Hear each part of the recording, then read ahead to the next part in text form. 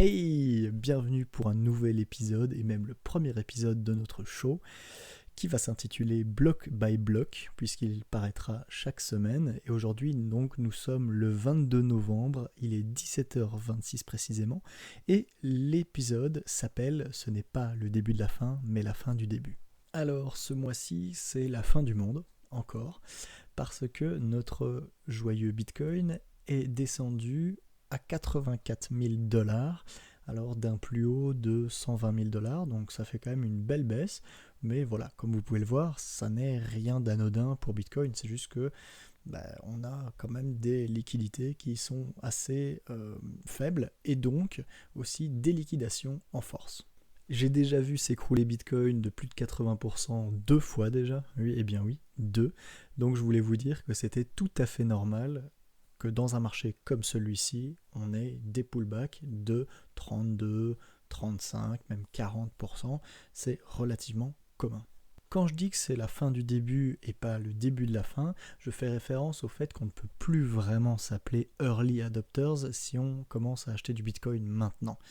Et donc, pour tous ceux qui arrivent maintenant, et j'inclus dedans tous les gens de Wall Street, eh bien, on est vraiment sur de l'adoption de masse, un espèce d'adoubement du système financier, et ça me fait penser à un post de Jordi Visser. Si vous allez sur X ou connaissez cette personne, eh bien, en gros, dans cet article, il explique comment Bitcoin en est à sa phase d'IPO, donc d'introduction en bourse, ce qui permettrait donc aux early adopters de vendre leur Bitcoin, eh bien, aux nouveaux, à la masse, j'ai envie de dire, aux nouveaux investisseurs qui sont donc Wall Street.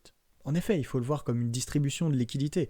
On a ces early adopters qui sont là depuis le début du Bitcoin, qui y ont cru, qui étaient donc un petit peu les fous du bus, les gens dans leur cave, etc., qui minaient eux-mêmes du Bitcoin. Et maintenant que c'est adoubé donc par le système financier, il n'y a qu'une distribution de liquidités entre eux qui se sentent maintenant légitimes de vendre, sans compter qu'il y a aussi une liquidité accrue venant donc de toutes les entreprises qui veulent acheter du Bitcoin, donc que ce soit Wall Street ou même des pays entiers. Et donc c'est la première fois pour ces early adopters qui minaient, j'en sais rien moi, qui ont des milliers de Bitcoin sur leur wallet, de pouvoir vendre 1 milliard, 2 milliards de Bitcoin sans faire chuter le prix de trop. Ce que j'essaye d'expliquer, c'est vraiment qu'il y avait besoin de quelqu'un pour absorber ces liquidités. Il y a encore quelques années, c'était impossible de vendre, je n'en sais rien moi, 10 milliards de Bitcoin en un jour. Maintenant, c'est tout à fait possible, sans forcément que le prix baisse de 10-20%. Vous pouvez également le voir sur ce graphe, où nous sommes maintenant à moins 28%. Ça, c'est quand je l'ai pris, nous sommes maintenant plus aux alentours des moins 32, moins 34%. Mais nous voyons que même donc sur 2024 et 2025, nous avons eu déjà 3 baisses, en comptant celle-ci, avec moins 49% et aussi moins 60%. Donc c'est quand même quelque chose qui arrive souvent et donc il ne faut pas paniquer plus que ça. Oui, ça fait peur quand forcément on a acheté à 120 000, mais c'est pas grave. Il faut le voir comme étant des soldes si on a vraiment une conviction pour le Bitcoin. Quand on dézoome encore plus sur Bitcoin, eh bien on s'aperçoit que c'est quelque chose qui arrive quasiment tout le temps dans une phase de hausse. Il y a 3, 4, 5 fois parfois des pullbacks de plus de 30%, et de toute manière, on arrive quand même à faire des plus hauts historiques.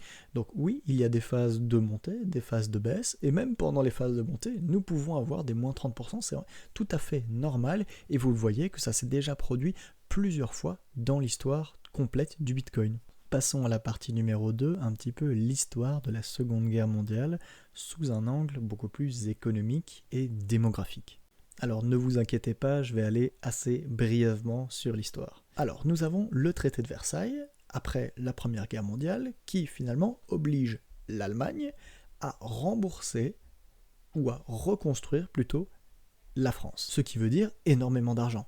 Ce qui a causé quoi ? Ce qui a causé le défaut de l'Allemagne et donc le fait d'imprimer énormément d'argent pour rembourser la France. Ce qui a emmené l'économie allemande dans une période d'hyperinflation où le billet se dépréciait, il fallait des valises entières, des bennes entières de billets pour acheter une baguette de pain. C'était vraiment le papier-monnaie qui ne valait plus rien du tout, tellement ils en avaient imprimé. Donc ça a complètement détruit la société allemande, ce qui a inévitablement conduit à une espèce de révolte, ce qui a donné naissance donc au parti du petit moustachu et à une section de l'histoire qui n'est pas très très belle, ce qui a même conduit à la Deuxième Guerre mondiale. Après cette Deuxième Guerre mondiale, nous avons eu donc la fin de cette guerre mondiale, s'en est suivi le baby-boom, la plus grosse cohorte démographique de l'histoire. Cette nouvelle cohorte, comme je l'ai dit, eh bien, a drivé toute l'économie mondiale avec elle, puisque, comme je vous l'avais dit dans une précédente vidéo, eh bien, pour avoir de la croissance du PIB, il faut une croissance de la population, plus, ou alors une croissance de la dette, ou une croissance de la productivité, ou une combinaison de ces trois choses. Mais donc là, ce qui drivait énormément la croissance du PIB, c'est le fait qu'il y avait juste beaucoup plus de monde. Alors, en effet, il y a eu de l'inflation dans les années 70, mais ce n'était pas un phénomène monétaire comme nous l'avons actuellement. C'était plus un phénomène démographique avec toute cette cohorte qui arrive dans le milieu du travail en même temps et qui ont besoin de biens et services en même temps, que ce soit des maisons, que ce soit de l'alimentaire ou que ce soit pour se mouvoir donc des voitures. Et donc, ça a fait un choc de demande énorme, ce qui a conduit à de l'inflation.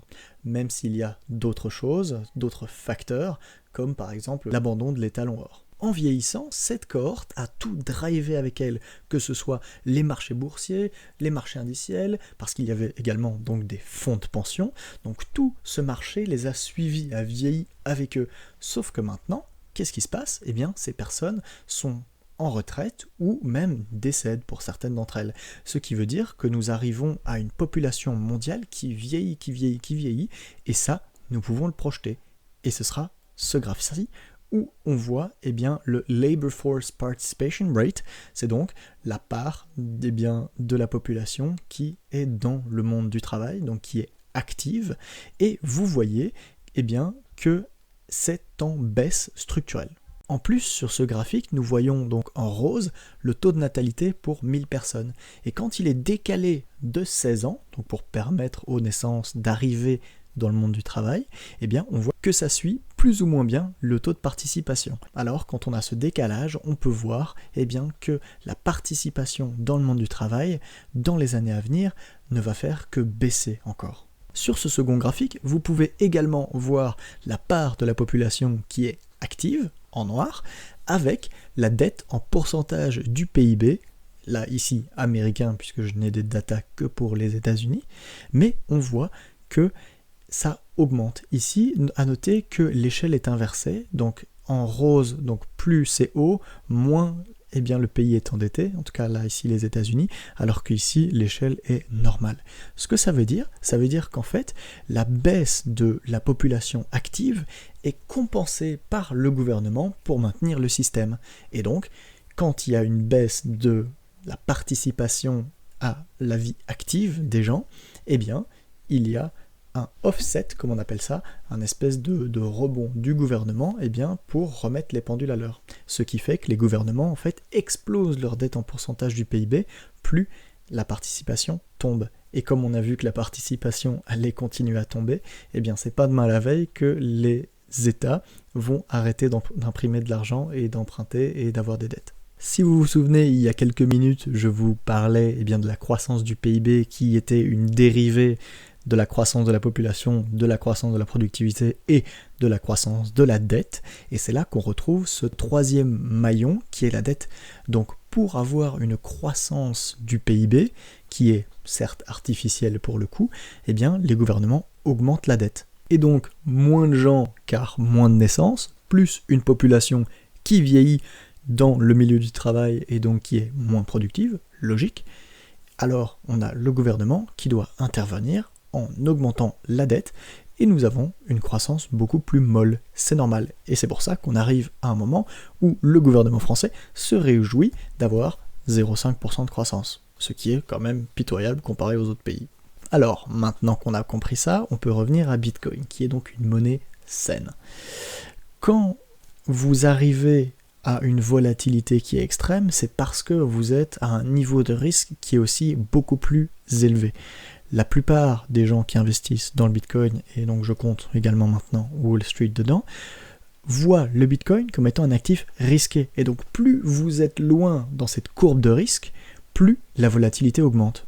Ensuite, attardons-nous beaucoup plus sur la partie verte du graphique. Qu'est-ce que ça représente? Eh bien, ça représente les holders de Bitcoin, mais long terme. Et vous voyez qu'il y a des creux, donc ça veut dire que ces personnes vendent au niveau des pics de Bitcoin. Vous voyez ici, vous le voyez ici, et vous le voyez beaucoup plus récemment ici. Ici, à noter que le marché a un petit peu changé, puisqu'on n'est plus vraiment sur quelque chose de niche. Nous sommes quelque chose sur un actif qui est complètement mainstream maintenant, donc peut-être que ça viendrait à changer. Ou alors que c'est plus similaire à ceci, on ne sait pas. Mais ici, ce que j'ai envie de vous dire, c'est que c'est complètement naturel. C'est comme ça que le Bitcoin reste décentralisé. Nous arrivons avec des gens qui ont acheté là ou même là, qui revendent à cet endroit-là. C'est totalement normal et c'est comme ça que la liquidité et la décentralisation se fait. Encore une fois, remettez-vous dans la peau de quelqu'un qui a acheté à ce niveau-là ou à ce niveau-là, qu'il y a donc des centaines ou des milliers de bitcoins, qui n'a jamais pu les vendre ou alors qui était vraiment destiné à les garder. Et faisons un parallèle donc avec des Mark Zuckerberg, des Jeff Bezos, des Elon Musk, qui ont finalement qui ont énormément d'actions dans leurs entreprises ou même ailleurs, qui ont des maisons, qui ont des yachts, qui ont des belles voitures, et pour la première fois, cette personne qui a été visionnaire et qui a cru en un protocole, en une monnaie saine, peut maintenant réaliser ses bénéfices dus à l'adoption, et donc vendre à ces Mark Zuckerberg, ces Jeff Bezos, etc., qui eux n'ont pas encore de Bitcoin, ou en tout cas pas disclose de manière public, et vous comprenez un petit peu. Lui aussi a envie maintenant de réaliser peut-être pas la totalité, mais une partie de son patrimoine en Bitcoin pour pouvoir s'acheter une maison, une voiture ou même un yacht. Et des gens qui commencent à comprendre, ou même que ce soit les mêmes millionnaires ou milliardaires dont j'ai parlé tout à l'heure, eux ont peut-être envie de vendre une ou deux de leurs maisons qu'ils possèdent pour acheter un actif rare qui est Bitcoin. Et c'est là que je voulais en venir parce que cette courbe nous montre en fait un processus d'adoption. C'est une technologie qui est adoptée. Des gens ont acheté au début, ont vendu quand c'était à un prix raisonnable pour eux pour s'acheter des choses utiles dans le monde réel et l'ont vendu à des gens qui voulaient l'avoir pendant une plus longue durée. Et nous voyons donc que cycle après cycle, nous avons ce processus d'adoption avec des gens qui sont pas forcément plus convaincus de Bitcoin, mais qui ont juste envie de réaliser une partie de leurs bénéfices pour mieux vivre, tout simplement. Parce que gardez à l'esprit que c'était des gens qui étaient à fond dans la technologie à l'époque, qui vivaient peut-être, je ne sais pas moi, dans le garage de leurs parents ou dans leur chambre d'étudiants ou que sais-je. Ce sont des gens qui étaient en 2009 donc des étudiants, des gens, des jeunes ou alors des plus vieux, mais qui n'avaient pas grand-chose, juste un amour pour la technologie et les nouvelles technologies et cette expérience de monnaie qui finalement s'est bien déroulée et c'est juste normal qu'ils en tirent les fruits aujourd'hui. Sans compter que maintenant, avec l'adoubement, comme je l'ai dit, de Wall Street, de l'actif Bitcoin, tout le monde en veut, mais tout le monde commence à réaliser qu'en fait, oui, il est vraiment rare. Il y en a 21 millions, moins tous les millions qui ont été perdus, je crois que c'est aux alentours des 3 ou 4, donc on a quelques millions de bitcoins, mais on a peut-être, je ne sais pas moi, des millions de millionnaires. Et donc ça veut dire qu'il n'y en a même pas un bitcoin pour chacun. Voilà ce qui conclut l'épisode d'aujourd'hui, j'espère que ça vous a plu. Il est un peu plus long que d'habitude, mais pensez à vous abonner et à liker et à mettre la petite cloche, ça m'aide énormément. Nous sommes maintenant 81, c'est énorme. Alors si on pouvait atteindre les 100, ce serait super, merci.